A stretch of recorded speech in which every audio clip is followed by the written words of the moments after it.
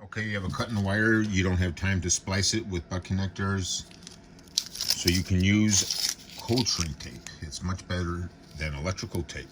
And how to use it is you take this white backing off that does not stretch, and you would cut a piece off of this cold shrink.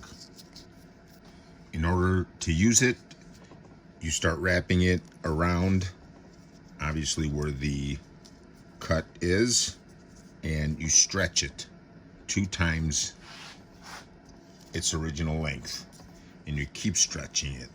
That's how you activate the cold shrink. And if you look very close, you can see it all looks as one.